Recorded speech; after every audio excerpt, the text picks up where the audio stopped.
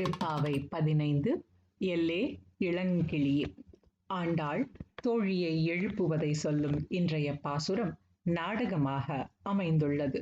சங்கொடு சக்கரம் ஏந்தும் தழக்கையன் பங்கைய கண்ணானை பாடு என்று சொன்னதை கேட்டு இந்த பெண் சங்கொடு சக்கரம் கண்டு உகந்தும் தாமரை கண்களுக்கு அற்று தீர்ந்தும் என்று பாடிக்கொண்டிருந்தாள்.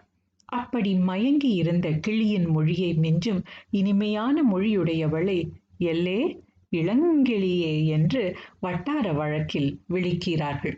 இன்னமும் தூங்கிக் கொண்டிருக்கிறாயா என்று வெளியில் இருந்தவர்கள் கேட்க, இவர்கள் அழைத்தது அவளுடைய கிருஷ்ணானுபவத்துக்கு இடையூறாக இருந்ததால் சில்லென்று இறையாதீர்கள், சில்லென்று அழையேன்மின் என்கிறாள். மேலும், நங்கை மீர் போதல்கின்றேன் மாதரசிகளே, நான் வந்து கொண்டிருக்கிறேன்.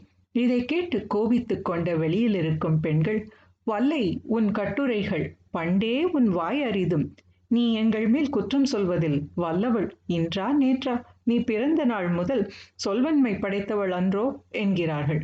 உள்ளிருப்பவள், வல்லீர்கள் நீங்களே, நீங்கள் அல்லவோ நாவன்மை உடையவர்கள் என்கிறாள். சொன்னதும் அடியவர்க்கு அடியவர் என்பதில் அல்லவா பெருமை என்று உணர்ந்து, நானேதான் ஆயிடுக என்கிறாள். சரி, உங்களுக்கு என்ன வேண்டும் என்கிறாள். வெளியிலிருந்து பதில், ஒல்லை நீ போதாய், நீ எங்களோடு வர வேண்டும். உள்ளிருந்து மறுமொழி, எல்லாரும் போந்தாரோ? சிறு பிள்ளைகள் முதல் வரேன் என்று சொன்னவர்கள் அனைவரும் வந்து விட்டார்களா? போந்தார், போந்து எண்ணிக்கொள், வந்து விட்டார்கள், நீ வந்து எண்ணி பார்த்துக்கொள். பகவத் பக்தர்கள் ஒருவரை ஒருவர் பார்ப்பது அன்றோ மகிழ்ச்சியை தரும் என்று அவன் பெருமைகளை பாடுகிறார்கள். வல்லானை கொன்றானை, கவள யானை கொம்பொசித்த கண்ணன் என்றும், பருங்கை யானையின் கொம்பினை பறித்து அதன் பாகனை சாடியவன் என்று அவன் குவளையாப்பீடம் என்ற யானையை வீழ்த்தியதை பாடுகிறார்கள்.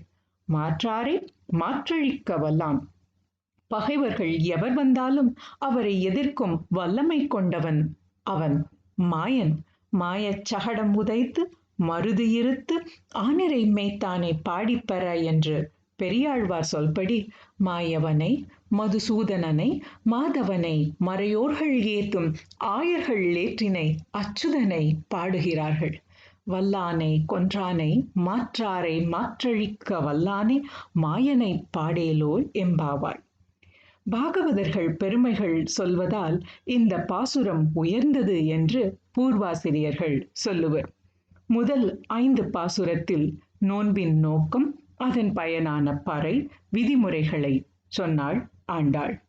நாயகப் பெண் பிள்ளை, கோதுகலமுடைய பாவை, மாமன் மகள், அருங்கலம் போன்ற பெண், கோவலர்த்தம் பொற்கொடி, நற்செல்வன் தங்கை, போதரி கண்ணினாய், நாவுடையாள், இளங்கிளி என்று இதுவரை 10 பாசுரங்களாக வலிமையான சத்தான பாகவத கோஷ்டியை திரட்டிக்கொண்டு பாவை களத்திற்கு ஆண்டாள் வந்துவிட்டாள்.